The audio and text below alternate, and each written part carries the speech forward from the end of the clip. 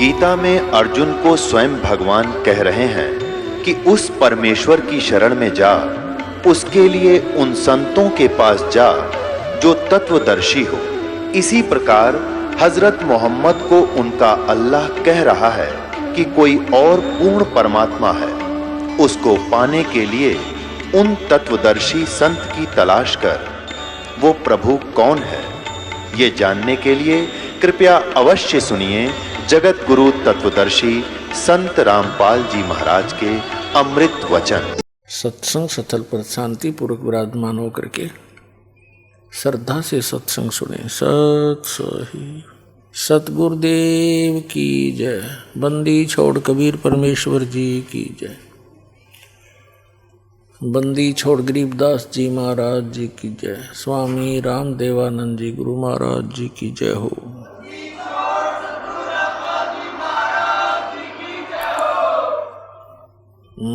गरीब नमो नमो सतपुरुष को नमस्कार। गुरु की नहीं सुर नर मुनि जन साधुआं संतों सर्वस दी नहीं।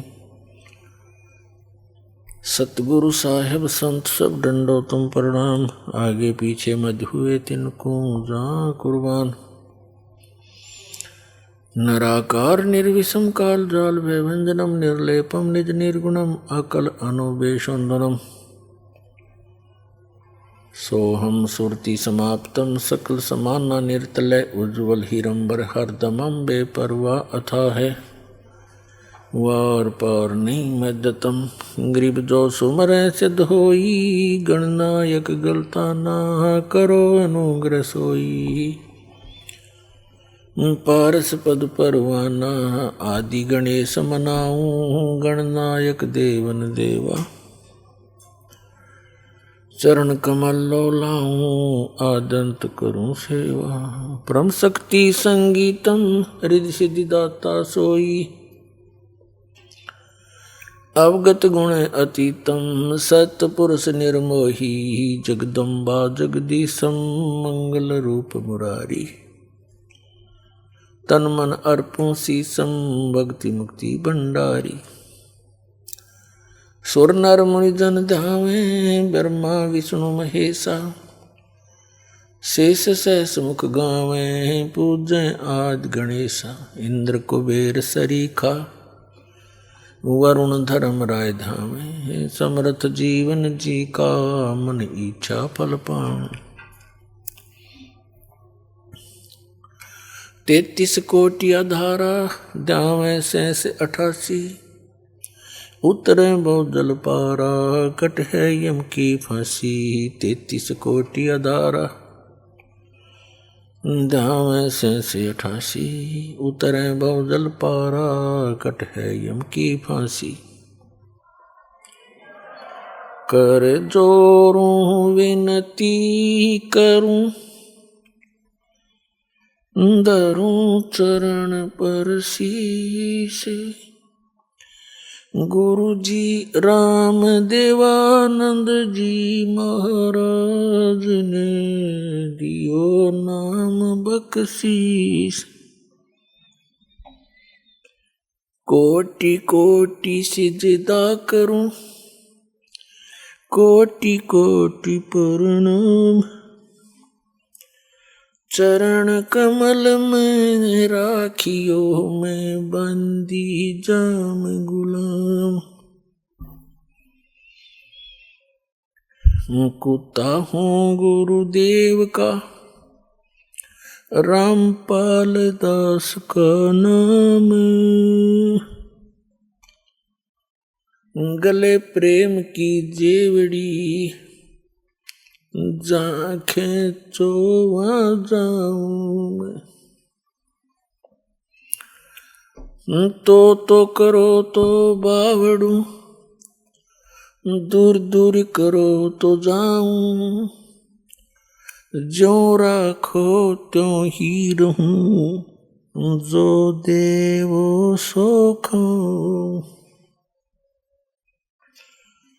जय इब कै सतगुरु मिले सब दुख आँखों रोए। चरणों ऊपर शीस धरूं कहूँ जो कहनी वो।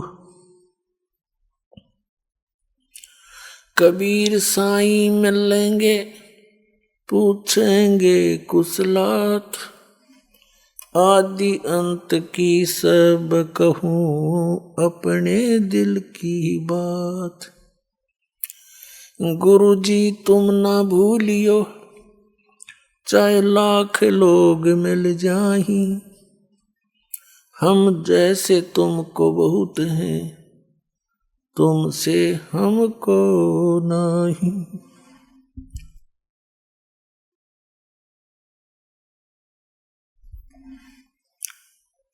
तुमरे विसारे क्या बने मैं किसकी शरण में जाऊं, शिव ब्रंच मुनि नारदा तिनके हृदय न समाऊं। अब गुण किए तो बहुत किए करत न मानी हार, बावे बंदा बख्श दियो बावे गर्दन उतार। अब गुण मेरे बाप जी बख्शो गरीब नवाज, जो मैं पूत कुपूत हूँ बोर पिता को लाज। मैं अपराधी जन्म का नक्सिक बरे विकार, तुम दाता दुख भंजना मेरी करो संभार। सूरत करो मम साइया, हम हैं बवजल माही, आप ही बह जाओगे जो तुम न पकड़ोगे बाई।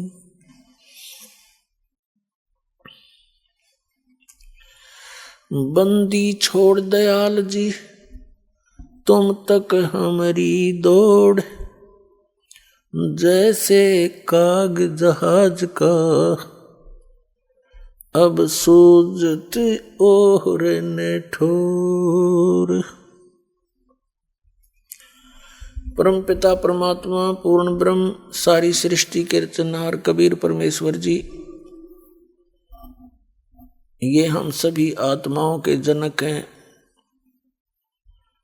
हम सभी जीव जितने भी इस काल के लोक में निवास करते हैं, पशु पक्षी जितने भी जलचर हैं और मानव हैं, देव हैं, ये सभी आत्माएं उस परम अक्षर ब्रह्म उस कबीर भगवान की है।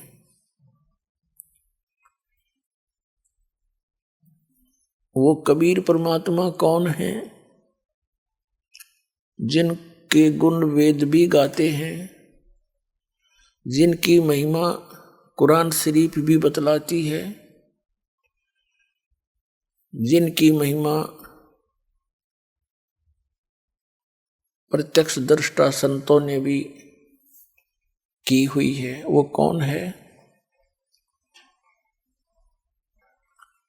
अनंत कोटि ब्रह्मांड का एक रति नहीं भारे, सतगुरु पुरुष कबीर हैं कुल के सिरजनहारे। हम सुल्तानी नानक तारे दादू को उपदेश दिया, जात जुलाहा भेद न पाया वो काशी माहे कबीर हुआ। जुलाहा कबीर, दानक कबीर, ये परम अक्षर ब्रह्म है। पुण्यात्माओं, हम परमात्मा की परिभाषा का कह भी नहीं समझ सके आज तक, जब तक ये तत्व ज्ञान हमें प्राप्त नहीं हुआ था। हमें ये तत्व ज्ञान हिंद संत ऋषि महर्षि आचार्य शंकराचार्य जो भी भगवान की सतिथि बताते हम सहर्ष स्वीकार कर लेते थे। पुण्यात्माओं के आंखों में आंसू आते थे भगवान की चर्चा सुनकर, लेकिन वो काल की महिमा सुनाया करते थे और नाम भगवान लेते थे। आत्मा अपने पिता से जब से बिछुड़ी है, ये महाकष्ट उठा रही है। अभी पुण्यात्माओं, आप इस ज्ञान से पूर्ण रूप से परिचित नहीं हुए हो, जिसमें आपकी बुद्धि इतनी मैच्योर हो जाएगी कि आप प्रत्येक संकेत को समझने लग जाओगे, तब आप परमात्मा को अच्छी तरह जान जाओगे। अभी तो आप ऐसी स्थिति में हैं जैसे कोई बालक उठाकर किसी पेन को और कहता है पिताजी ये क्या है, तो पिताजी कहता है कि बेटा ये पेन है। वो कहता है पिताजी कहता पेन है, या दादाजी जो भी जिससे वो पूछ रहा है, फिर कहता वो फिर बताता है ये पेन है। तो वो कहता कहता उसको रख के और चला जाता है। उसकी बुद्धि इतनी मैच्योर नहीं हुई है, इतनी विकसित नहीं हुई है, पिताजी ये बता क्या रहा है। और उसको अविश्वास भी नहीं, क्योंकि वो अपने फादर से पूछ रहा है, लेकिन उसकी बुद्धि स्वीकार नहीं कर रही पेन है क्या वस्तु। और जब वो थोड़ा सा बड़ा हो जाता है, फिर उसको कहते हैं बेटा या बेटी, वो पेन ला उठा करके दौड़ा जाता है और पेन उठा के ला देता है, फिर नहीं पूछता ये क्या है। तो पुण्यात्माओं, अभी आपकी या नहीं मिट्टी है। इस को मिटाने के लिए इतना ज्ञान दिया जा रहा है, सैकड़ों प्रमाण रखे जा रहे हैं आपके सामने। एक दिन आपकी या मिट जाएगी, क्योंकि ज्ञान से ही मिटेगी।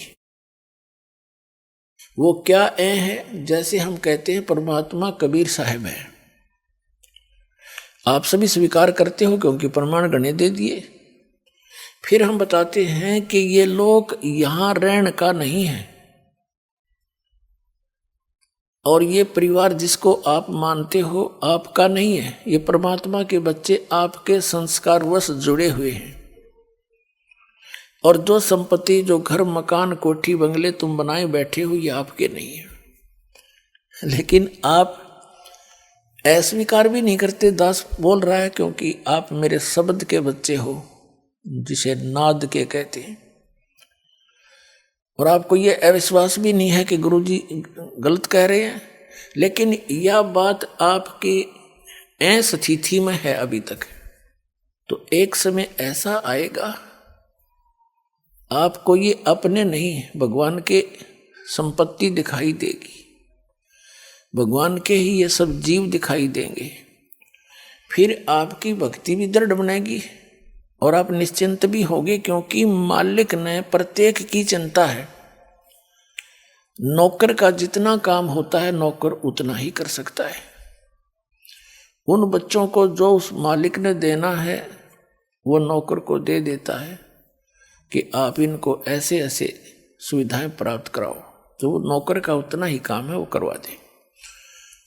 तो अभी हम मुखिया बनकर काम करा करते, फिर हम एक दास बनकर परमात्मा का जैसा भी जिसका रोल है, एक फिल्म है ये, तो इसमें जिसका जैसा रोल है उसको एक सुचारू ढंग से करें, भगवान से डर के करें, किसी की आत्मा नहीं दुखावे, क्योंकि सब उस मालिक के बच्चे हैं। और इस मन पापी ने डांटे, जरा सा क्रोध होकर मन माने घर में कड़े मचवा दे 1 मिनट में, उसको ज्ञान से और परमात्मा के भय से उसको कंट्रोल करें। तो अब दास तो आपको बता रहा है कि आप यहां बहुत कष्ट उठा रहे हो, और आप इस बात से को सुन अवश्य लेते हो, लेकिन ये समझ में नहीं आता कि कष्ट कैसे उठा रहे हैं। कोई समझता है कि मैं बीमार हूं इसलिए कष्ट है मुझे, नहीं। यहाँ जो मूल कष्ट है जन्म और मरण का, ये भारी रोग है। उसके बाद 84 लाख योनियों में, पशु पक्षियों के शरीरों में पुण्यात्माओं कैर टूट रहा प्राणी पे। अब आप मनुष्य हो और मानव शरीर में ही आप ज्ञान ग्रहण कर सकते हो, और मानव शरीर में परमात्मा ने इतनी सुविधा भी दी है आपको कि आप अपने मकान झोंपड़ी डाल सको, गर्मी सर्दी से बचने के लिए पतले मोटे कपड़े की व्यवस्था कर सको। आप उसको छोड़कर आप भक्ति मार्ग से दूर होकर केवल यहाँ की संपत्ति जोड़न में और यहाँ कोठी बंगले बना के एक फोकट में माँ बनाने की ओर सी लगा लिया आपने, जो आपकी भारी भूल है। इस भूल को हटाने के लिए परमात्मा आए, पूर्ण ब्रह्म, अनंत कोट ब्रह्मांड के पालक, और एक झोंपड़ी में जुलाहा बन के हाथ से काम करके कपड़ा बुनकर एक लीला करके दिखाई कि यदि तुमने भक्ति में सफल होना है, अपनी इन मनोकामनाओं को, इच्छाओं को सीमित करना पड़ेगा। समाज को देखकर आप भक्ति मार्ग पर नहीं चल सकते। ये दूसरी बात है कि आप जैसी भक्ति करोगे वैसा फल तो आपको मिलता ही रहेगा, लेकिन मोक्ष प्राप्ति के लिए आपने अपनी सभी परंपराओं को, जो हमने स्वयं बनाकर अपने पैरों में बेड़ी डाल ली, उनको अब समाप्त करना पड़ेगा। पैसों की आवश्यकता किस लिए पड़ती है? बड़ी कोठी बनाकर महिमा हो जावे गांव में, नगर में कि बड़ी कोठी है उनकी, बड़ा पैसे वाला व्यक्ति है, बड़ी कार हो, चलिए तेरे संस्कार में होगी, ये तो हो ही जाएगी, और फिर हो जाती है मृत्यु। कोठी वाले की मृत्यु हो जाती है, कुत्ता बनकर उसी गली में बाहर बैठता है कीचड़ में, गर्मी और सर्दी में, ऊपर से वर्षा हो रही है, वो ठिठुर रहा है कोठी वाला बाहर बैठकर कोठी में। कोई अन्य ही प्राणी जो परमात्मा के बच्चे हैं वो भी निवास कर रहे हैं। कुछ दिनों में उनकी भी टिकट कटेगी, वो भी बाहर बैठेंगे गली में जो भक्ति नहीं करते। तो ये जो दुर्गति और भविष्य में होने वाले कष्ट आपका हरदम चित्त में रहने लग जाएंगे, फिर आप भक्ति कर सकते हो। ये जो दास आपको बता रहा है, क्योंकि सत्संग जो है एक ऐसा सामूहिक शिक्षा स्थल है जिसमें पहली कक्षा के बच्चों के लिए भी कुछ ज्ञान बताया जाता है, दूसरी के भी, तीसरी के भी, मैट्रिक वालों को, 10वीं कक्षा वालों को, बीए वालों को, एमए वालों को, यानी अंतिम पढ़ाई वालों को भी हिंट दिए जाते हैं। सामूहिक सत्संग के अंदर सबको ज्ञान दिया जाता है और आपको बताया जा रहा है कि आप यहाँ के वासी नहीं हो, आप सतलोक में रहा करते थे और वहां आपकी मृत्यु नहीं होती थी, वृद्धावस्था नहीं थी, कोई रोग शरीर में नहीं था। आज कोई वृद्धावस्था नहीं चाहता और सबकी होगी, पहले मर गया वो दूसरी बात है, और फिर बुढ़ापा भी, वृद्धावस्था भी होगी और मृत्यु भी डेफिनेट, और हम फिर भी आंख नीचे बैठे यहाँ पर। तो अभी तक तो हमें इसका विकल्प नहीं था, अब परमात्मा ने विकल्प बता दिया कि जब तक इस शरीर में रहो, वो आपका मकान जो भी सीमित सा बना कर रखो, ज़्यादा बड़े की आवश्यकता नहीं। जैसा भी आपके संस्कार में कोई बड़ा भी बन गया है तो कोई प्रॉब्लम नहीं है। यानी लोग दिखावा होड़ नहीं करे, एक दूसरे ने देख कर रीस नहीं करे इन बकवादों की। कोई विवाह करता है लड़की का, उसमें लोग दिखावा पता नहीं कितना ड्रामा करता है, पॉइंट बाजे बजवाता, ये बकवाद है सारी। पहले तो हम इनको सीमित करेंगे, फिर भक्ति बनेगी। पुण्यात्माओं, आप जो दास ज्ञान दे रहा है, ये किसी डूम बाट के गीत नहीं, किसी स्वार्थी व्यक्ति के द्वारा कोई नावल की कथा नहीं सुना रखी, खुद भगवान ने आकर के ये आपकी जो समस्याएं हैं ये खुद बताई हैं आकर के, और साथ में इसका समाधान बताया।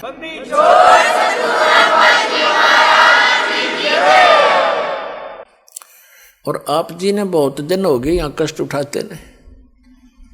अब परमात्मा कबीर जी आपके पिता हैं, सभी हम सब के, और आपके दुख को देखकर वो स्वयं दुखी रहते हैं। आपने गलती अवश्य कर दी, और जैसे एक सेब खराब हो जाती है, सेब विक्रेता को वो सेब बहुत प्यारी होती है,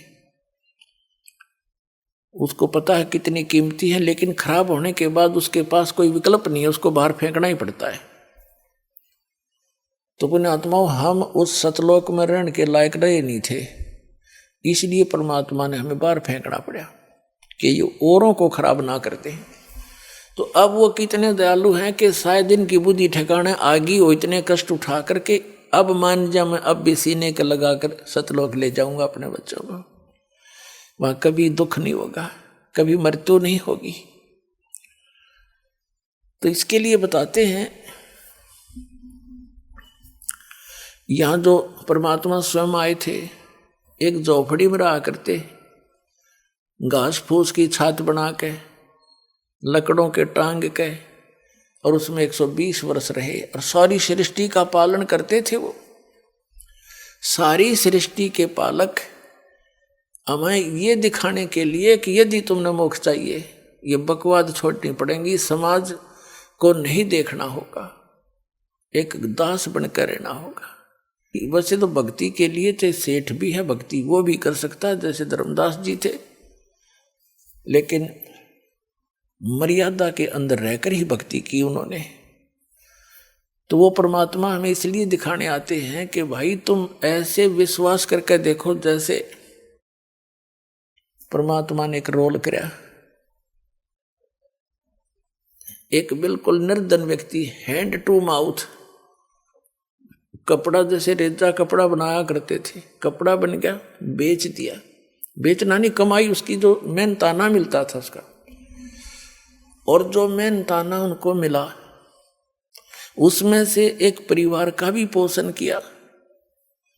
परिवार कैसा था परमात्मा कबीर जी का? उनकी कोई पत्नी नहीं थी, उनके कोई माता पिता नहीं थे, उनके कोई बालक नहीं थे, क्योंकि हमारे को आज तक परमात्मा का ज्ञान प्राप्त ही नहीं हुआ। हमने श्री राम, श्री कृष्ण, राजा दशरथ के पुत्र, इन राजाओं की और भगवान बना करके केवल इनकी कथाएं सुनी थी। जो परमात्मा की कथा हमारे सदग्रंथ बताते हैं, वेद सबसे प्रमुख माने गए हैं। तो जो भगवान लीला करता है, जो उसके गुण हैं, वो वेदों में वर्णित है, और वो वेदों में वर्णित जो लीलाएं हैं वो केवल कबीर देव ने, कबीर साहब काशी वाले धानक जुलाए ने कर रखी है। इस विश्व में किसी महापुरुष की ऐसी लीला नहीं जो वेदों से मिलती हो। तो कबीर परमात्मा है, पूर्ण ब्रह्म है, सत्य पुरुष है। तो ये परमात्मा को परमात्मा सिद्ध करने के लिए इतने प्रमाण आपके समक्ष बताए जाते हैं। तो उस परमात्मा ने जैसे कपड़ा बनते थे, उनका परिवार कोई नहीं था, उनके मतलब उनके माता पिता या बालक नहीं थे। नीरू नीमा नाम के एक मुसलमान निसंतान थे, पति पत्नी, और कबीर परमात्मा यानी पूर्ण ब्रह्म सत्य पुरुष सतलोक से आकर काशी शहर में लहर तारा नामक एक तालाब के ऊपर, तालाब के अंदर कमल के फूल के ऊपर एक शिशु रूप धारण करके विराजमान हुए थे। नीरू नीमा प्रतिदिन उस सरोवर में स्नान करने के लिए जाते थे। गर्मियों का मौसम था और परमात्मा को सरोवर में कमल के फूल पर पाकर वो फूले नी समाई घर ले आई। फिर परमात्मा ने 25 दिन तक कुछ भी आहार नहीं किया, तो दोनों बड़े चिंतित हुए। विशेषकर नीमा बहुत दुखी हुई और अंत में फैसला कर लिया कि यदि ये बालक मर गया तो मैं भी साथ मरूंगी। तब कबीर परमेश्वर बालक रूप में जो उनके घर पे निवास करते थे,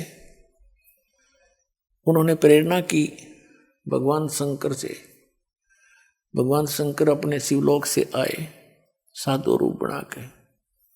तब नीरू और नीमा से उनकी समस्या का कारण पूछा, क्यों दुखी हो तुम? उन्होंने कारण बताया कि एक बालक मिला है। नीरू नीमा उसी जन्म में पहले एक ब्राह्मण ब्राह्मणी थे, गौरी शंकर और सरस्वती उनका नाम था। गौरी शंकर ब्राह्मण का, पुरुष का, और सरस्वती उस बहन का नाम था, उसकी पत्नी का। मुसलमानों ने उनको जबरदस्ती मुसलमान बना दिया था, जिस कारण से वो अन्य ब्राह्मणों ने समाज से निकाल दिया था। पहले उनको दक्षिणा मिलती थी, वो बंद होगी तो उन्होंने जुल्हाए का कार्य शुरू कर दिया था। लेकिन वो भगवान शंकर के दृढ़ पुजारी थे। वो भले ही मुसलमान बन गए थे, लेकिन पूजा वो अपने भगवान शिव की हृदय से किया ही करते थे। वैसे तो यथार्थ ज्ञान आपको जब होगा तो हजरत मोहम्मद जी तो थे, ये भगवान शिव के लोक के एक गण थे, पुण्यात्मा थी। भगवान शिव के लोक से ही आए थे वो भी। मुसलमान धर्म टोटली भगवान शंकर के ही उस गण के द्वारा बताए गए ज्ञान पर, उनके फार्मूलों पर वो अपना भक्ति मार्ग करते हैं। तो भगवान शंकर ने आकर उनसे पूछा साधु रूप में, तब उन्होंने कारण बताया। नीमा ने कहा कि भगवान हमारे कोई संतान नहीं थी और हमारी आयु भी 60 वर्ष से ऊपर हो गई है। अभी कुछ दिन पहले मैंने हृदय से पुकार की थी अपने भगवान शंकर की, उन्होंने मुझे कमल के फूल पर एक बालक दिया है। अब ये बच्चा कुछ खा नहीं रहा, ना पी रहा है, ये मर गया तो साथ मरूंगी महात्मा जी। अब मैं इस विदाई के दुख को सहन नहीं कर सकती, ये बालक मुझे इतना प्यारा लगता है। शंकर भगवान ने कहा कि माई वो दिखा तेरा बालक कहाँ है, लाना जरा बाहर। माई लाई नीमा उठा के, सोचा बालक को महात्मा जी के चरणों में डाल दूं, ये कुछ रहम कर दे, इनका जीवन बच जाए। इस उद्देश्य से नीमा ने भगवान शंकर के चरणों में बच्चा डालना चाहा, ऐसे चरणों में रखना चाहा, ऐसे आकाश में उड़ गए भगवान और भगवान शंकर के सिर के बराबर में आके ऐसे स्थिर हो गया हवा में। नीमा ने सोचा कि इस बाबा जी में करामात बहुत घनी, मेरा बेटा उड़ा दिया, हवा में रोक दिया। तब परमात्मा ने कहा कि हे महात्मा जी, इनसे कहो एक कंवारी बछिया ले आवे, उस कंवारी बछिया पर आप अपना हाथ रख देना आशीर्वाद का, वो दूध दिया करेगी। अब भगवान शिव ने जब देखा बालक आकाश में उड़ गया, शिव जी को तो पता था कि कोई मेरा योगदान नहीं है इसके आकाश में उड़ जाने में, और ये बोल रहा छोटा सा बालक, ये कोई महापुरुष है, सिद्ध पुरुष है। भगवान शिव ने ऐसा किया कि आओ मेरे पास, गोदी में आगे परमात्मा उनके हाथों में आगे, जैसे बालक आ जाता है। फिर भी 2-3-4 बार उनसे बात करी और फिर कहा कि इनसे मैंने जो कहा वैसा करें।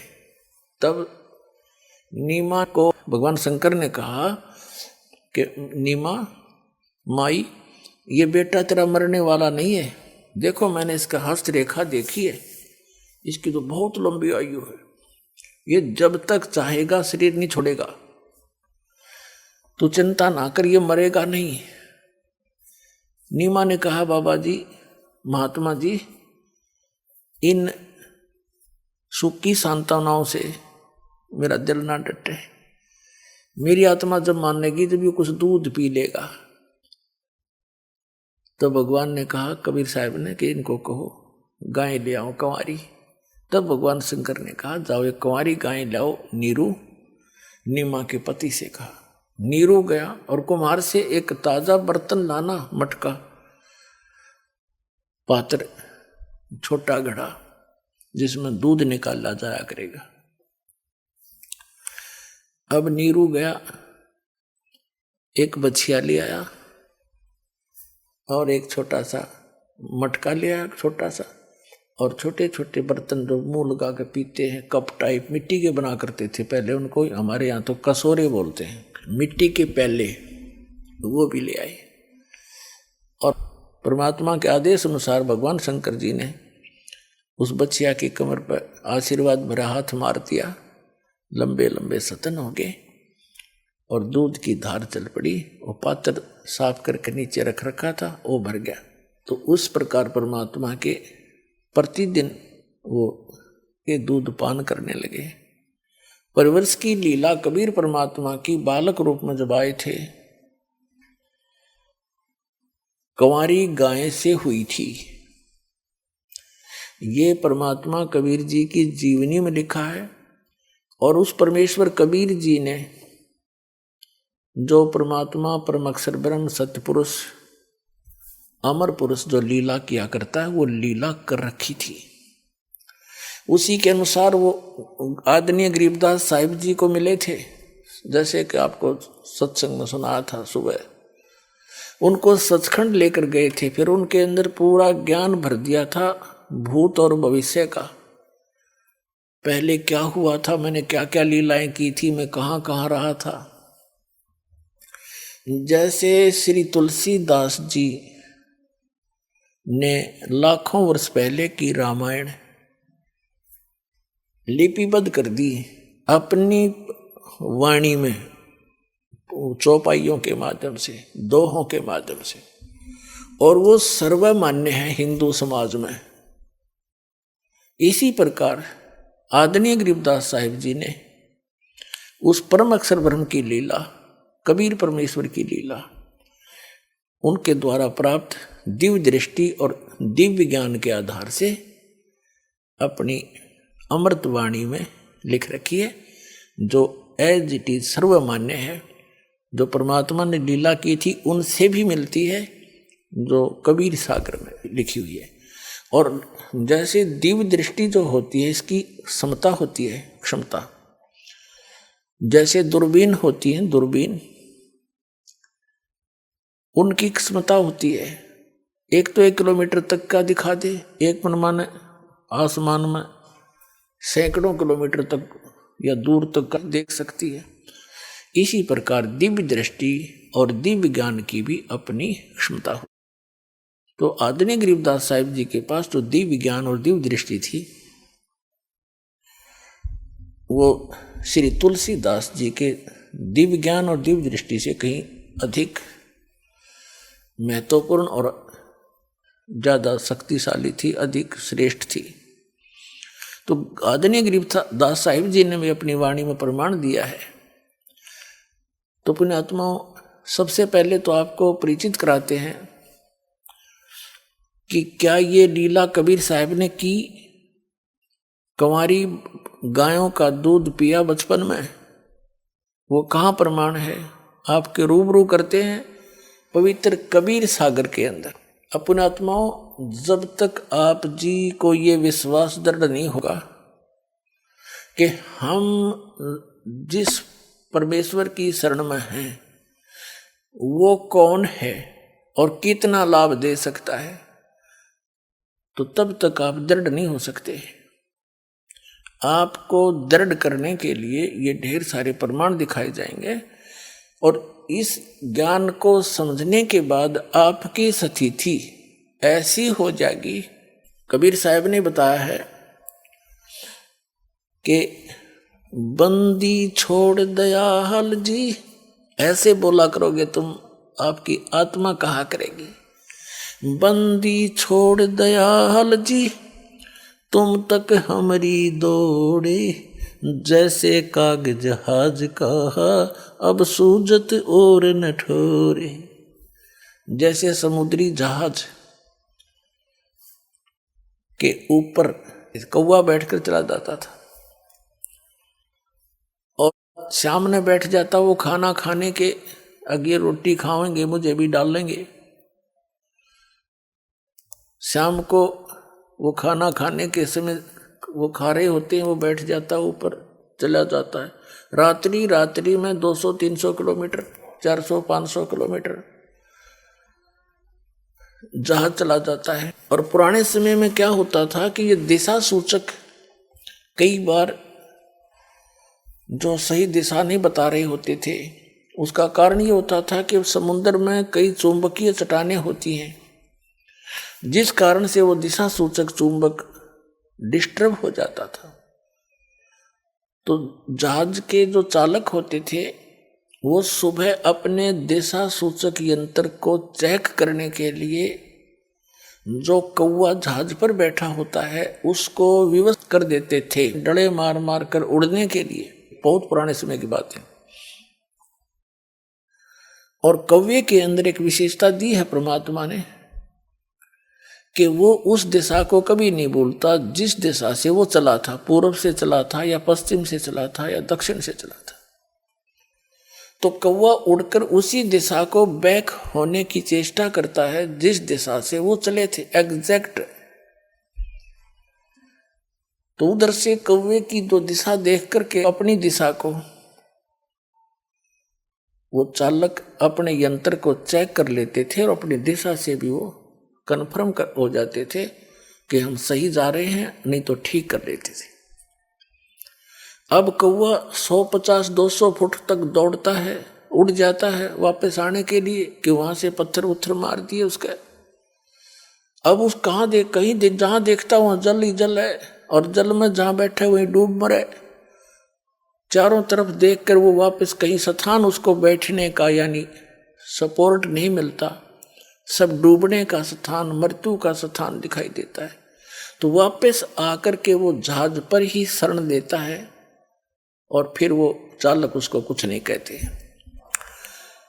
तो जिस प्रकार उस जहाज के कौवे को उस जहाज के अतिरिक्त अपनी जीवन रक्षा का स्थान कहीं नजर नहीं आया और वापस में वो जहाज ही आकर ग्रहण किया, जहाज में बैठा और सारा डूब मरण का था। तो परमात्मा कबीर जी कहते हैं जिस समय आप जी को मेरी पहचान हो जाएगी उस समय तो आपकी आत्मा ये पुकार करेगी, बंदी छोड़ दयाल जी तुम तक हमारी दौड़े, जैसे काग जहाज का अब सूजत और न ठोरे। और ठिकाना पृथ्वी पर आपने दिखाई नहीं देगा इस सतलोक आश्रम बरवाला के अतिरिक्त। ऐसी स्थिति कर दूंगा आपकी।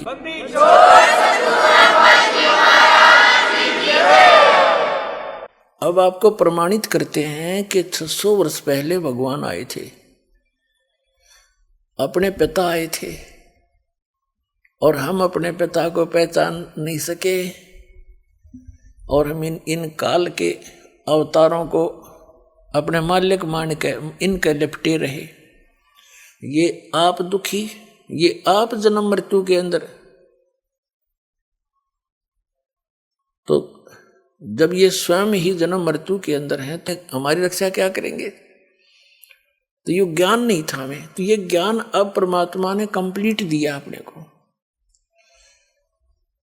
अब आपको दिखाते हैं कि 600 वर्ष पहले जब अपने पिता आए थे और जो उनका विरोध कर रहे थे वो भी उन्हीं के बच्चे थे, ब्राह्मण थे, काजी मुल्ला थे, आचार्य शंकराचार्य थे। ये भी उसी परमात्मा के बालक हैं। उनके अभिमान का नशा हो रहा था और एक संस्कृत भाषा जानकर विद्वान पाक रहे थे। परमात्मा के साथ इतनी बदतमीजियां की हमने, उनको तो शर्म आई होगी, पर अब लज्जा हमें बहुत आती है कि हमने के जुल्म किए। हो सकता हम भी डड़े मारने में उस टाइम उनके, क्योंकि हम बुद्धिहीन हैं। तो पुण्यात्माओं उन्होंने किसी को बद्दुआ नहीं दी, नहीं तो वो कुछ भी कर सकते थे। जैसे दुर्वासा जी एक ऋषि हुए हैं, काल के ऋषि, ब्रह्म के पुजारी थे, और श्री कृष्ण जी के पुत्र प्रद्युम्न ने और साथ में 5-10 और यादव बच्चों ने जाकर उनके साथ मजाक कर दिया था, और उस मजाक करने से इतना भयंकर श्राप दे दिया कि तुम्हारा नाश इसी से होगा जिसका तुम गर्भ बना कर आए हो। नकली गर्भ बना रखा था, एक सांक रखा था, स्वांग पर रखा था, एक गर्भवती स्त्री का प्रदुमन को बना रखा था। पेट पर कड़ा बांध कर, छोटी सी कढ़ाई, ऊपर का लोगड़ रुई बांध कर, कपड़ा बांध कर, ऊपर का ड्रेस पड़ा दी औरतों वाली। दुर्वासा से पूछा था कि भगवान, गणे बहुत वर्षों के उपरांत विवाह के इनको संतान की आशा हुई है, ये उतावले हो रहे हैं, आप इन्हें बताइए पुत्र होगा या पुत्री। अब इन सिद्धियों में थोड़ी बहुत अंदर की जानकारी हो ही जाती है। उसने देखा, जानते हैं ये तो लड़का है, स्वांग बना रखा है, श्राप दे दिया कि यादव कुल का नाश होगा इस तरह, और सारे यादव कटके मर गए।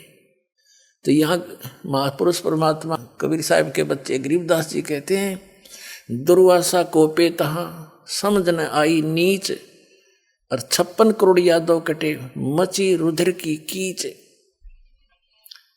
कहते हैं दुर्वासा क्रोधित हो गया छोटी सी बात पे, नकमी आत्मा, नीच आत्मा, और कैसा जुल्म कर दिया, कैसा श्राप दे दिया। 56 करोड़ यादव यानी श्री कृष्ण के वंशज आपस में लड़का मर गए कटके, जरा सी बात पर इतना श्राप दे दिया। और परमात्मा के साथ वो कर डाए थे हमने उस समय, और उन्होंने हृदय से भी किसी को बद्दुआ नहीं थी, क्योंकि वो हमारे पिता है। वो किसको श्राप दें और किसको मारें, किसको बचाएं? बचा तो सकते हैं पर वो मार नहीं सकते। हमने सबसे पहले परमात्मा को पहचानना है कि हु इज गॉड, और भगवान को पहचानने के बाद फिर संशय खत्म हो जाएंगी। फिर तो हम आंखें बंद करके उस मार्ग पर चलेंगे। फिर चाहे सारा विश्व एक तरफ हो जाओ कि तुम गलत जा रहे हो, हम नहीं मानेंगे उनकी, क्योंकि हम पूरा नरक परख कर चलेंगे। अब देखिएगा, ये कबीर सागर संपूर्ण 11 भाग, वही प्रकाशक है इसके। ये है कबीर सागर, ज्ञान सागर खंड, प्रथम खंड कबीरपंथी भारत पथिक स्वामी युगलानंद विहारी द्वारा पुरस्कृत। मुद्रक एवं प्रकाशक हैं खेमरा श्री कृष्ण दास, अध्यक्ष श्री वेंकटेश्वर प्रेस, खेमरा श्री कृष्ण दास मार्ग, मुंबई। इसके 74 पृष्ठ पर 74 पे इसमें लिखा, सुन, ये ज्ञान सागर है, सुन जुल्हा मन भयो आनंदा, जिमी चकोर पायो निश्चंदा। जुलाहा वो नीरू, ले सुत चले हर्ष मन कीना, तासों पुनः अस बोल ही दीना। आगे बताया है, सुत काशी को ले चले लोग देखण तय आवे, अन्न पानी बख्शे नहीं जुल्हा शोक मनावे। तब जुल्हा मन कीन तिवाना, रामानंद सौ कही उत्पाना,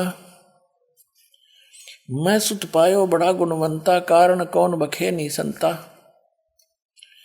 रामानंद ध्यान तब धारा, जुल्हा सो तब अस वचन उचारा। पूर्व जन्म ते ब्राह्मण जाति, हरि सेवा की नी बलवाती। कुछ तुम सेवा हरि की चूका, ताते भयो तेरा जुल्ह को रूपा। जुल्हा बन गया तुम, और प्रीति प्रभु गए तो लीनी, ताते उद्धान में सुत तो दीना। अब ये नूरी है, नीरू नहीं, मिसप्रिंट कर रखा, नीरू वचन। हे प्रभु जस की नो तस पायो, रामानंद जी के पास इन्होंने पुण्यात्माओं, जैसे आपको दिन में सत्संग सुनाया था कि काल ने कहा था परमात्मा से कि 12 पंथ करूं मैं साजा, नाम तुम्हारा ले करूं आवाजा। 12 पंथ नाम जो ले ही, सो मेरे मुख आन समोई। काल ने कहा था कि कबीर नाम तय, आपके जाने के बाद कबीर नाम से 12 नकली पंथ चलाऊंगा कबीर पंथियां के, और अनेक पंथ चलाऊं उस न्यारे, जैसे राधा स्वामी, धन धन सदगुरु, जय गुरुदेव, और ये दोनों दालेर, ये सारे निरंकारी निरंकुरी, ये सारे उसी अन्य पंथों में से हैं। तो उसमें क्या कहा था कि उन 12 पंथों में जो कबीर पंथ में आएंगे वो जैसे जिनसे वो पंथ चले हैं, जैसे गरीबदास जी हैं, ये तो पुण्यात्मा थे, लेकिन आगे उसके अनुयायी जो थे वो उस ज्ञान से परिचित न होने से अपने ही मते पर अड़े रहे। ऐसे ही अन्य संतों की समझो। तो उन्होंने जो कबीर पंथी थे, गरीबदास जी से पहले जो 11 पंथी थे, 11 पंथों के मुखिया थे, वो समझ नहीं सके भगवान को, और उन्होंने परमात्मा की इस वाणी में कुछ उनके आने वाले अनुयायियों ने उसमें अपनी बुद्धि अनुसार कुछ परिवर्तन कर दिया। जैसे आप जी को दास ने कथा सुनाई अभी कि परमात्मा जब बालक रूप में आए थे तो 25 दिन कुछ खाया पिया नहीं। उस समय प्रेरणा करी थी शिव भगवान से, वो शिव मंडल से आए, क्योंकि ये 3 लोक के ये यहाँ के प्रबंधक हैं, लेकिन ये देते हैं वर्कडन, जैसा कर्म किया वैसा ही फल मिलेगा।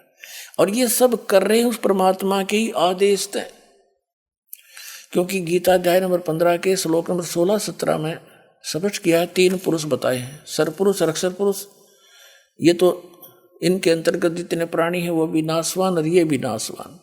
उत्तम पुरुष है तो अन्य 17वें श्लोक में कहा, 15वें अध्याय में। और परमात्मा अति उदारत है, यह लोक चर्यम आविश्य विवर्ती अवैश्वर है, जो तीनों लोकों में प्रवेश करके सबका धारण पोषण करता, वो है सबका मालिक। जैसे संसार रूपी उल्टे लटके हुए वृक्ष की जो मूल हैं वो सबका पूरे वृक्ष की धारण पोषण करता है, तो मूल रूप सारे संसार की जड़ पूर्ण परमात्मा कबीर जी हैं, वो परम अक्षर परम है। तो सबका जैसा यथा उनका आवश्यकता उनको देने वाला संस्कार वश वही है, लेकिन ये प्रबंधक हैं यहाँ के। आपको पवित्र बाइबल में भी प्रमाणित किया था कि यही 3 जो देवता हैं, फरिश्ते, यही पूरे अपने आत्मा तो वही है परमात्मा की, ये सबको संभालते हैं। तो शिव आए थे शिवपुरी से, तो गरीबदास मात जी के माध्यम से कबीर परमात्मा ने कहा था कि मैं अपनी वाणी का पुनः प्रकाश कराऊंगा। तब तक काल कबीर पंथ में घुस के काल के दूत और अपनी बुद्धि अनुसार कबीर सागर में कुछ परिवर्तन भी कर देंगे, और तो भी उसकी पुनरावृत्ति, उसकी अक्षति पूर्ति गरीबदास जी द्वारा पुनः यथार्थ ज्ञान प्रकट करवा के परमात्मा ने कराई थी। और उनके बाद क्योंकि गरीबदास जी के द्वारा भी परमात्मा ने निर्णायक ज्ञान नहीं दिया, उसमें भी ऐसे कोड वर्डों में दे रखा जो इस दास ने ही समझा है या गरीबदास ने समझा था, वो बताया नहीं किसी को। तो गरीबदास महाराज जी की जो वाणी है वो भी इस दास के ही समझ में आई है, इसी कबीर भगवान की कृपा से। तो उसको अब जो सारा कुछ अज्ञान हटाना था, अब इस दास के माध्यम से ही करवाना था भगवान ने। तो इन सब ग्रंथों को दास को समझाया कबीर परमेश्वर जी ने, और सब प्रमाण आपके रूबरू करके आपको भगवान पहचानवा दिया, पहचान बता दी कि कबीर साहब भगवान है। देखो यहाँ यहाँ लिखा है, और जिनको आप जिस सत्य मानते रहे हो वही लिखा है। तो इससे हमें ये आसानी से समझ में आ जाएगा।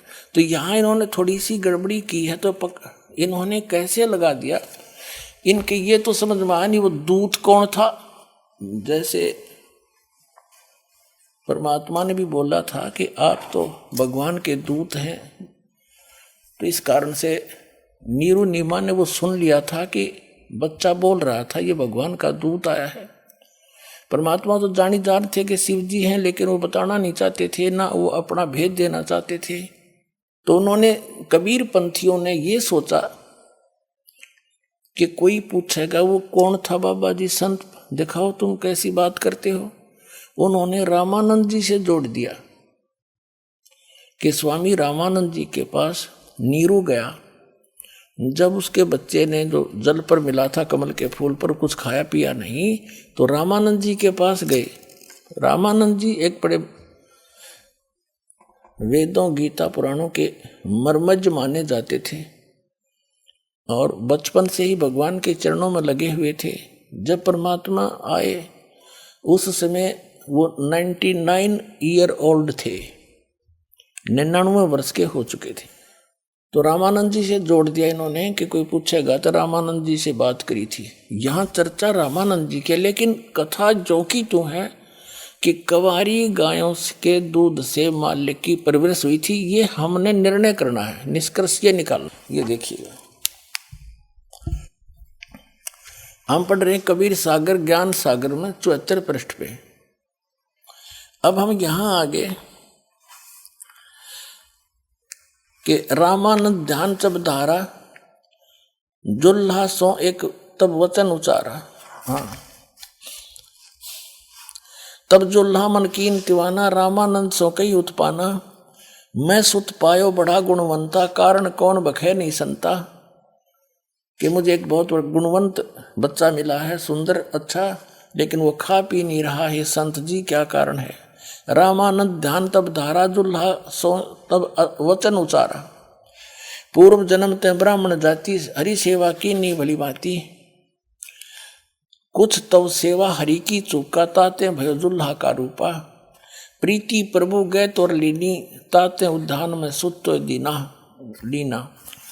अब नूरी नीरू कहता है, ये नूरी नहीं है, मिसप्रिंट है। हे प्रभु जस की नो तस पायो, आरत यानी संकट निवारण के अर्थ हो, आतुर आरत हो तो दर्शन आयो, सो कहिए उपाय गोसाई, बालक अक्षुदा वंश, भूखा है कुछ खाई। रामानंद युक्ति विचारा, तुम सुत कोई ज्ञानी अवतारा। तेरा पुत्र जो है ये कोई ज्ञानी अवतार है, अच्छी आत्मा है। बछिया जाही बैल नहीं लागा, सोले ठाड़ करो ते ही आगा। रामानंद जी ने कहा कि एक बछिया लिया जिसको बैल ने टच ना किया हो, अर्थात कंवारी गायें, सोले ठाड़ करो ते ही आगा, उसके वहां लाकर खड़ी कर देना। दूध चले ते ही थनते, दूध ही धरो छिपाई, अक्षुदावंत जब होवे ताको ता कह देव खवाई। इसका अर्थ है कि बछिया ले आओ, फिर वह दूध देगी, उसको छुपा के रख लेना, भूखा हो जब खा लेगा। जुल्हा एक बछिया ले आवा, और चलो दूत कोई मर्म न पावा, चलो दूत जुल्हा हरसाना, राख छिपाई कहो नहीं जाना। सुन, ये तो आगे है। अब यहां कहते हैं दूध तब पीवत नाम कबीरा, और खेलत संग संत संग मत धीरा। अब कहने का भाव ये है, हमने सिर्फ इतना समझना चाहिए, हमने इतना ही पर्याप्त है कि परमात्मा जब आए उनकी परवरिश की लीला कंवारी गायों से हुई। गरीबदास साहिब जी ने क्या कहा, अनब्यावर को दूहत है, दूध दिया तत्काल, कंवारी बछिया को दूहत है, आशीर्वाद दे दिया, और दूध दिया तत्काल, पीवे बालक ब्रह्म गति, तासिव भय दयाल। 7 बार चर्चा करी, बोले बालक बैन, शिव को कर मस्तक रखा, ला मोमिन एक धैनु यानी कुंवारी गाय लिया। तो हमने ये निष्कर्ष देखना है, क्योंकि सबसे ज्यादा ऑथेंटिक हमारे ये 2 ग्रंथ हैं, 3। एक तो पवित्र वेद, पवित्र हिंदू धर्म के जो पुण्यात्माएं हैं उनके लिए वेद, पवित्र 4 वेद, पवित्र 18 पुराण, पवित्र श्रीमद् भगवत गीता, ये एक अमर ग्रंथ समझ लो हमारे। इनमें जो लिखा हो भगवान की लीला लिखी है पवित्र वेदों में और पवित्र श्रीमद् भगवत गीता में, एक जैसा ज्ञान है, मिलता जुलता। पवित्र पुराण जो है वो अन्य ऋषि महर्षियों के अपने अनुभव हैं, वो यदि वेदों से नहीं मिलते हैं तो वो कच्चे ही कच्चे हैं, वो कंप्लीट नहीं है, उनके सतर का ज्ञान है। और वेद और गीता गॉड गिवन ज्ञान है, तो जो गॉड गिवन है वो सही है। और कबीर सागर में भी गॉड गिवन ज्ञान, और गरीबदास साहिब जी को समय लेकर गए वापस छोड़ा, वो गॉड गिवन ज्ञान। तो इन तीनों से जब मेल खा जाएगा जो प्रकरण है वो फाइनल हो गया। उसमें कोई शंका नहीं रही। अब एक तो आपको पवित्र कबीर सागर में सिद्ध कर दिया कि जब कबीर साहब बालक रूप धारण करके आए थे, बछिया ताही बैल नहीं लागा, वो कुंवारी बछिया, उस बछिया के दूध से माल परमात्मा के परवरिश की लीला हुई थी। अब गरीबदास जी की वाणी भी आपको बता दी, उन्होंने परमात्मा को देखा, उनके से प्राप्त दिव्य दृष्टि से उन्होंने पूर्व की घटनाओं को लिखा। जैसे तुलसीदास जी ने श्री रामचंद्र जी की सब घटनाएं रामायण लिखी और सबको मान्य है। और अब हम आपको दिखाते हैं वेदों में कि वेदों में परमात्मा के गुण हैं, वो कैसी लीला करता है। और आंखों देखा उन महापुरुषों ने कि हु इज गॉड, तो हमने परमात्मा को पहचानना है कि कौन है वो भगवान जो हमारे संकट को दूर कर सकता है, जन्म और मृत्यु के रोग से हमें बचा सकता है, और हमारे ऊपर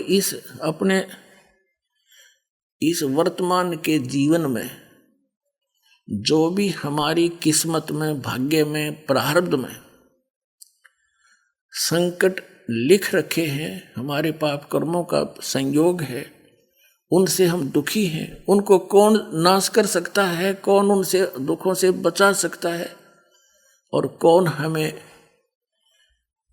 यहाँ काल के जाल से निकाल सकता है। तो वो केवल एक ही परमात्मा है, कबीर परमात्मा, जिसको हम सतपुरुष भी कहते हैं, और उसको परम अक्षर ब्रह्म भी कहा है गीता जी में, और उसको अकाल मूर्त सब स्वरूपी राम,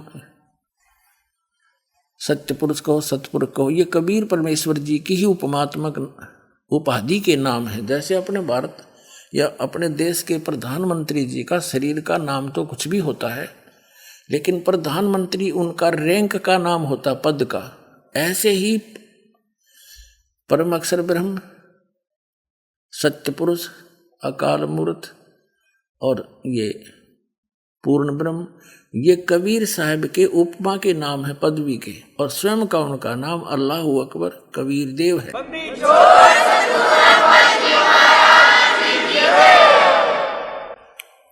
अब आपको दिखाते हैं पवित्र वेदों में, पवित्र वेद परमात्मा की महिमा का गुणगान करते हैं। और कबीर परमेश्वर जी ने 600 वर्ष पहले कहा था, वेद मेरा भेद है, मैं ना मिलूं वेदन के माही, और जौन वेद से मैं मिलूं वो वेद जानते नहीं।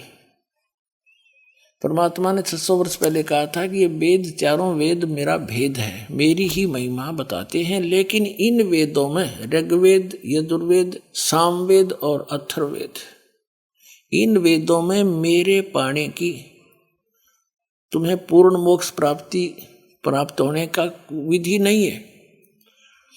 तो इसलिए इन वेदों में वर्णित विधि से मेरी प्राप्ति नहीं हो सकती, लेकिन वेद गुणगान मेरा ही कर रहे हैं।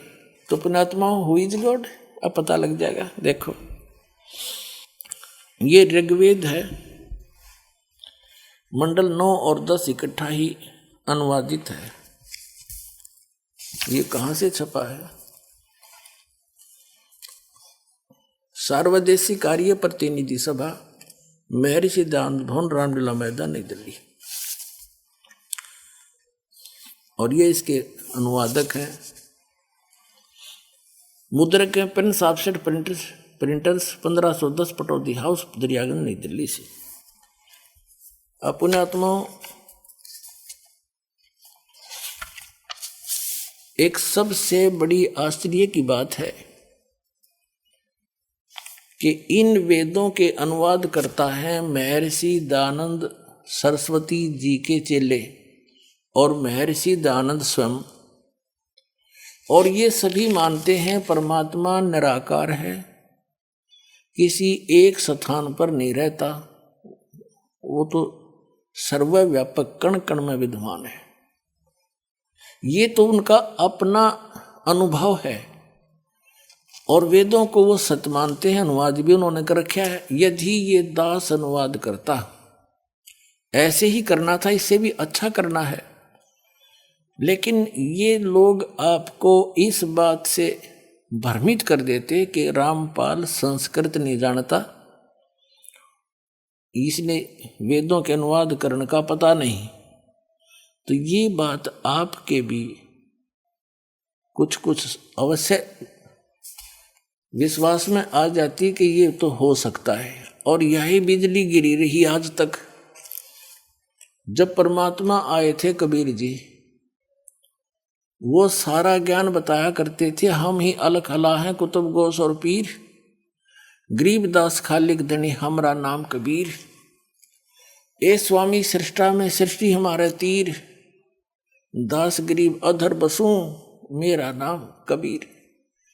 तो और कबीर साहब कहा करते, ये ब्रह्मा विष्णु महेश नासवान है, इनकी जन्म मृत्यु होती है, इनकी पूजा से तुम्हें मोक्ष नहीं हो सकता, और ये तुम्हारे भगवान देवता तुम्हारे संकट का निवारण नहीं कर सकते, ये अपना ना कर सके। श्री राम के ऊपर कितने कष्ट आए, वनवास हुआ, सीता का जी का अपहरण हुआ पत्नी का, रावण के साथ लट्ठम लट्ठा करोड़ों आदमी मर गए, वापस लाए, अग्नि परीक्षा लेकर वापस लाया सीता जी को। और फिर एक धोबी के कहने से 2 और 3 वर्ष के बाद उसको निष्कासित कर दिया कि तू मेरे काम की नहीं। बच्चे कहीं गर्भवती पत्नी को घर से निकाल देना एक बुद्धिमान व्यक्ति के काम है। भाड़ में जाए सी मर्यादा, क्या मर्यादा हुई जब स्वयं हजारों व्यक्तियों के सामने परीक्षा लेकर ले अग्नि में, यदि अग्नि में जल गई तो कलंकित है, अग्नि नहीं जलाई तो तू सोने जैसी है, निष्कलंक है। और नहीं जली थी सीता माता, और फिर भी एक धोबी के कहने थे, और उसको निकाल दिया कि मैं लोगों की जो है इन व्यंग का सामना नहीं कर सकता। कोई बात हुई या फिर क्या, किसा तो न्यायकारी राजा था और किसा भगवान था। तो पुण्यात्मा, और फिर श्री कृष्ण जी के देख लो, जेल में जन्म हुआ, मामा दुश्मन हो गया, कदे जरा सिंह लट सेना लेकर आया, कदे कोई काले वना चढ़ाई कर दी। और अंत कैसा हुआ श्री कृष्ण जी का, कलेजा मुंह को आ जाओ, जो उनकी पढ़ कर देख लो आप। सारा परिवार उसके उनकी आंखों के आगे कट कर मर गया। पोते पाते जिन्हें देख देख कर फूले नहीं समाओ थे, शांति से रह रहे थे, बड़ा मेरा खानदान चल गया, सामने कुलनाश हो गया उसका। तो परमात्मा कहा करते, जिनकी तुम पूजा करते हो ये अपने भी प्रारब्ध में परिवर्तन नहीं कर सकते, वो मैं हूं, वो परमात्मा। परमात्मा कहा करते, हम ही अलखला है कुतुब गौस और पीर।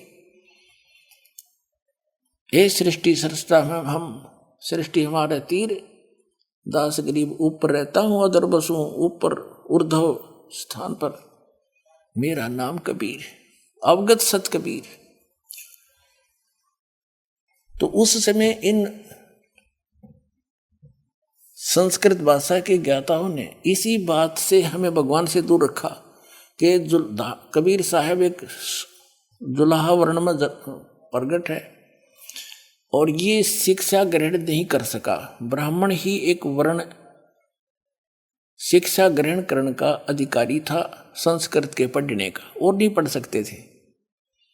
और वो ब्राह्मण लोग, गुरु लोग कहा करते थे, ऋषि आचार्य शंकराचार्य, के कबीर झूठा है, ये क्या जाने सदग्रंथों वेदों और पुराणों और गीता के गूढ़ रहस्यों को, और ये तो संस्कृत भाषा में लिखे। तो प्रत्येक आदमी के, उनके शिष्यों का भी ये पक्की होगी, कबीर साहब वेद नहीं जान सकते, यहीं फेल हो गए। अरे भगवान थे वो, इतना सुख दिया करते, 64 लाख से सोए थे, वैसे नहीं हुए, सबको सुख दिया था जब 64 लाख उनके चरणों में आए थे 600 वर्ष पहले। 64 लाख से ना कोई मीडिया था, ना कोई ऐसी पुस्तकें थी जो लिख के भेज दिया करते थे।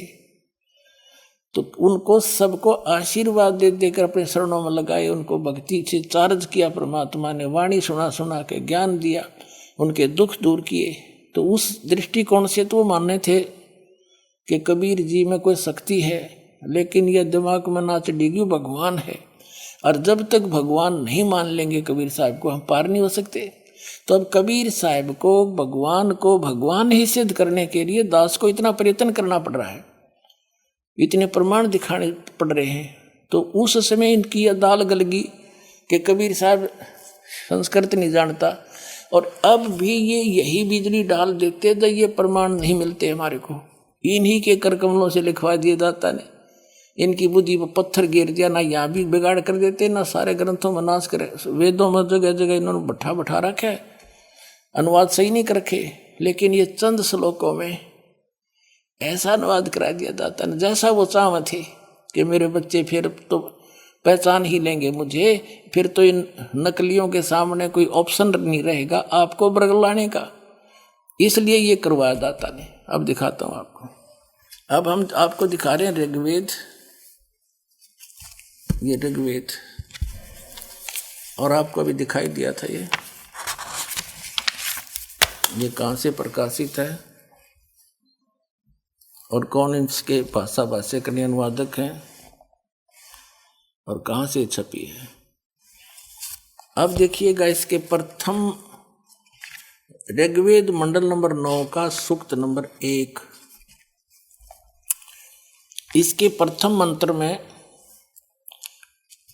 परमात्मा, सोम माने परमात्मन, परमात्मा शब्द, परमात्मा की महिमा चल रही है। और फिर देखो मंत्र नंबर 2 में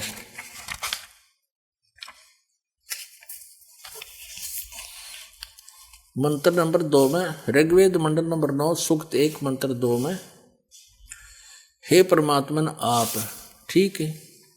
तीसरे में भी हे परमात्मन, चौथे में भी हे परमात्मन, पांचवें में भी हे परमात्मन,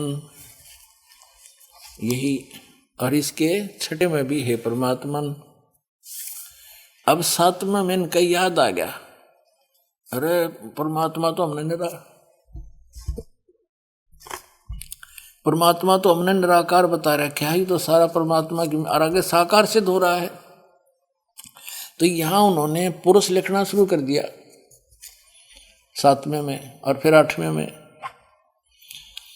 उस पुरुष को यहां ना लिखा, उस परमात्मा को यहां लिखना था। उस परमात्मा को उग्र गतियां प्रेरणा करती है, यानी और भासमान शरीर को वह पुरुष प्राप्त होता है। पुरुष माने परमात्मा। अब पुण्यात्माओं, ये इतना अड़ंगा अड़ा दिया इन लोगों ने, अज्ञान कर दिया, आपके हृदय में भर दिया अज्ञान ठोक ठोक के। और हजारों वर्षों से हम ये लोक वेद नावल सा पढ़ते आ रहे थे। अब उस पुराने रंग को हटाने के लिए पहले तो रेग मारा कर पेंटर, और फिर ओरिजिनल पेंट करता है।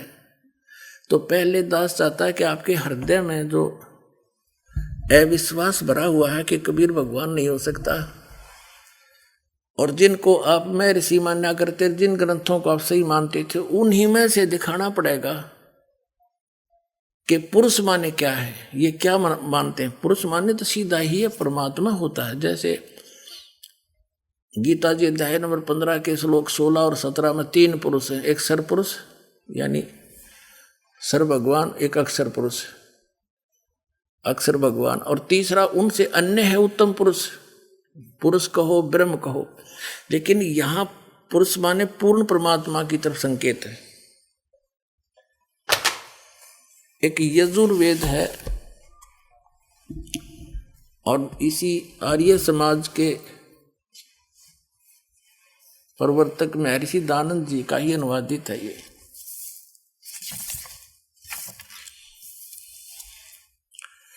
प्रकाशक ये सर्वदेशी कार्य प्रतिनिधि सभा 2/5 महर्षि दानंद भवन, रामला मैदान, नई दिल्ली से ये अनुवादक है। यहाँ से ये छपी है, prince offset printers, 1510 Pataudi house, त्रियागन, नई दिल्ली से। अब इसमें वेद ज्ञान दाता वही है जो गीता ज्ञान दाता है।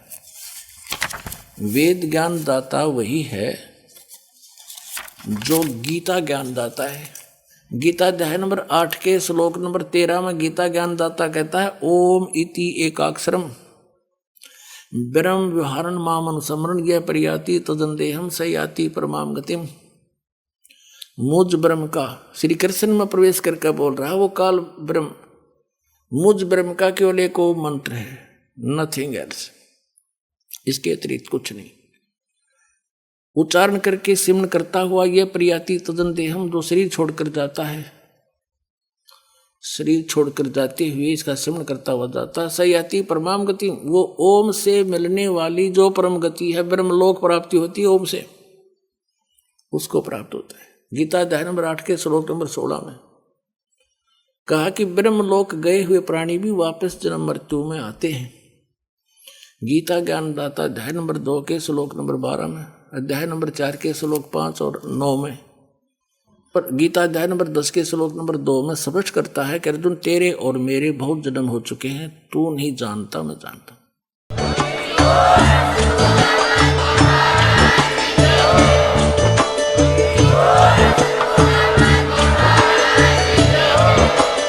आप सुन रहे थे जगत गुरु तत्वदर्शी संत रामपाल जी महाराज जी के मंगल प्रवचन। अधिक जानकारी के लिए विजिट कीजिए हमारी वेबसाइट www.jagatgururampalji.org। संत रामपाल जी महाराज जी के शुभ आशीर्वाद से पूरे विश्व भर में 500 से भी ज्यादा नाम दीक्षा केंद्र हैं, जिन पर संत रामपाल जी महाराज जी द्वारा ऑनलाइन निःशुल्क नाम दीक्षा दी जा रही है। अपने नजदीकी नाम दीक्षा केंद्र का पता करने के लिए संपर्क करें 8222880541।